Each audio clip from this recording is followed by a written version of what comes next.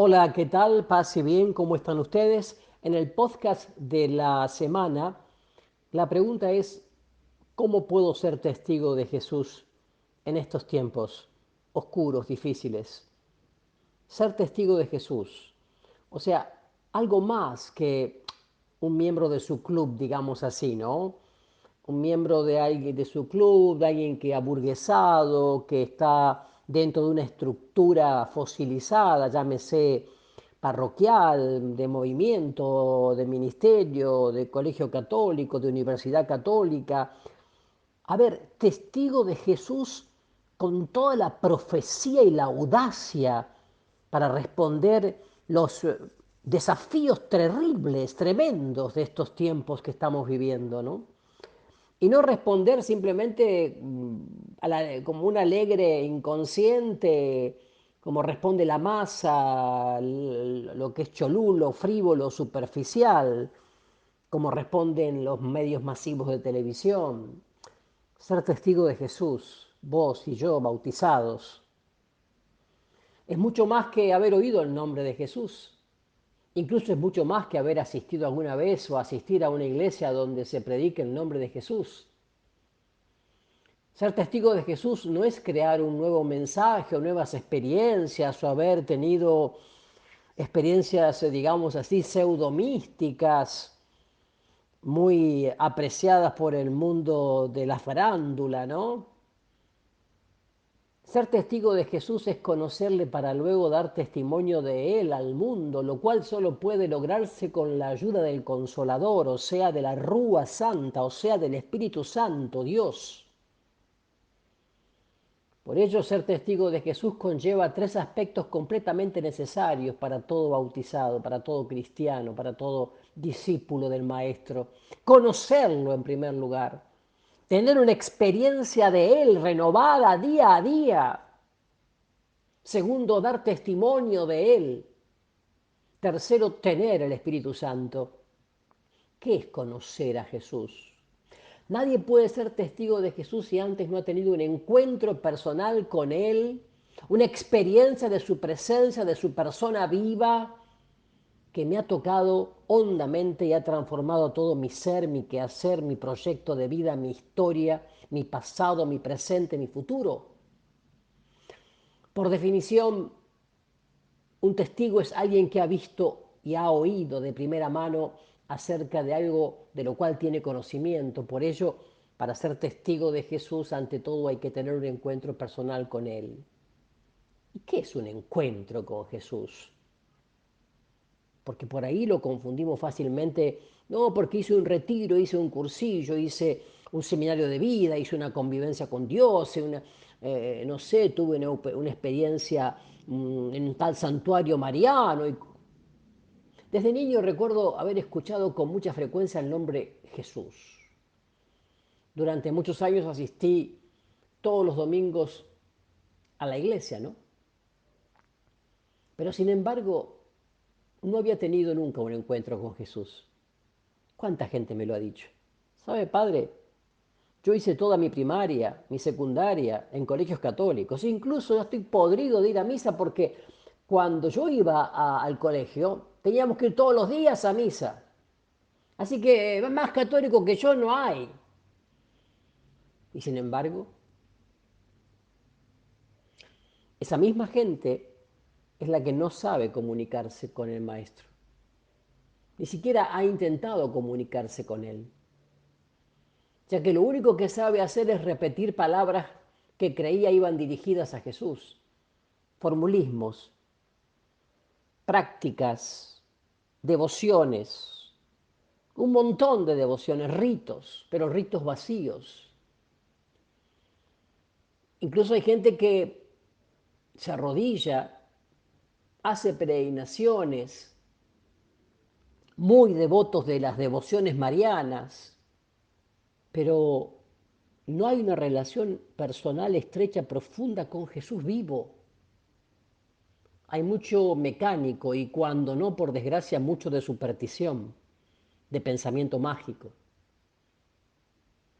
Me contaba alguien que en cierta ocasión, dentro de un grupo juvenil religioso al que asistía, tuvo la oportunidad de orar por una persona que padecía de una enfermedad terminal y no pudo decir más que un par de palabras porque no sabía cómo comunicarse con el Dios Todopoderoso para interceder por esa persona. Y que dicho evento, me dijo, marcó mi vida, porque me di cuenta cuán lejos estaba de Dios y de que realmente no le conocía, ni siquiera conocía su palabra.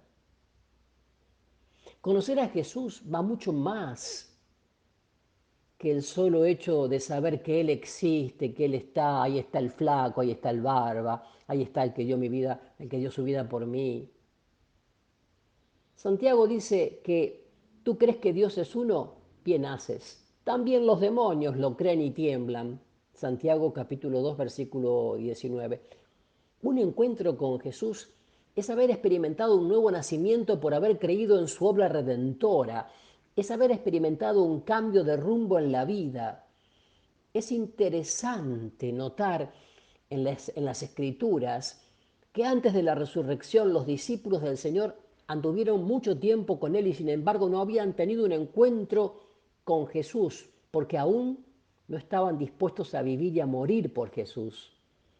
Luego todo cambió cuando tuvieron un encuentro con el Jesús resucitado y luego fueron llenos del Espíritu Santo y después de dichos acontecimientos, el Pedro que había negado 3 veces al Señor se convirtió en un hombre valiente que hablaba sin miedo y que estuvo dispuesto a dejarlo todo por el Señor. De igual forma Pablo, quien era un perseguidor de la iglesia, Saulo, se convirtió en uno de los más fervientes cristianos discípulos cuando camino a Damasco tuvo un encuentro personal con el Cristo resucitado. Hechos de los Apóstoles capítulo 9 versículos del 1 al 22. El día que tenemos un encuentro personal con Jesús cambia por completo.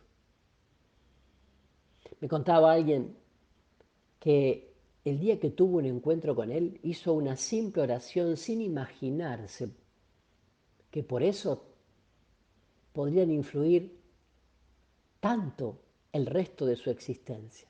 Porque la oración, me contaba, fue bastante sencilla, reconociendo que era pecador y que Jesús había muerto por sus pecados.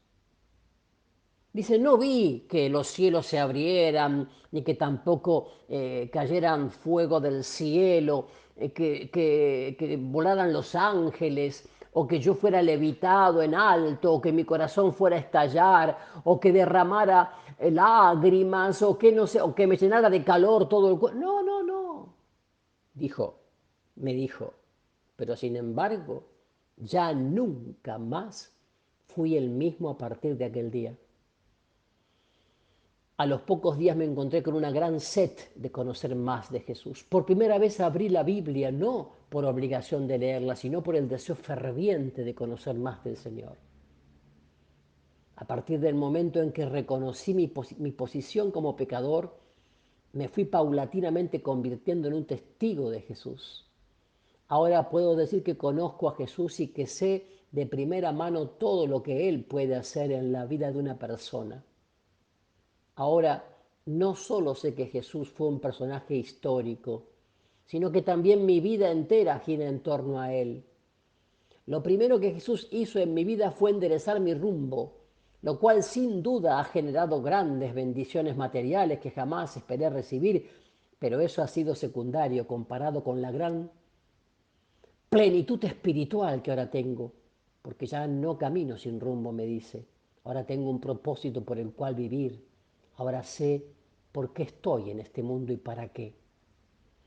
Lo segundo que les decía es dar testimonio de Jesús. No se puede ser testigo de algo, de alguien, cuando no se da a conocer a otros los hechos de los cuales se ha llegado a tener conocimiento. No se puede ser testigo de Jesús cuando no se testifica a otras personas acerca de Jesús. Después de que Pedro tuvo su encuentro con Jesús resucitado y fue lleno con el Espíritu Santo, él, con otras muchas palabras, testificaba, dice Hechos de los Apóstoles 2:40. No había forma de que alguien detuviera el deseo que Pedro tenía de hablar a otros acerca de Jesús. En el primer sermón de Pedro se convirtieron a Jesús como 3.000 personas. Hechos 2:41. Al poco tiempo de su encuentro con Jesús, el apóstol Pablo comenzó su primer viaje misionero, Hechos de los Apóstoles 13:1-5. Después de ello vinieron otros viajes misioneros en los cuales Pablo testificó a todo el mundo conocido en su época. Muchos no comprenden por qué los cristianos tenemos un deseo ardiente de testificar acerca del Señor. A ellos les parece algo incomprensible el ver a personas que están decididas a sacrificar ciertas cosas por el hecho de poder hablar a otros acerca de Jesús. No entiendo cómo alguien sacrifica tiempo y recursos con tanto ímpetu a una labor de naturaleza espiritual, dicen algunos. La explicación al comportamiento cristiano de testificar es bastante sencilla.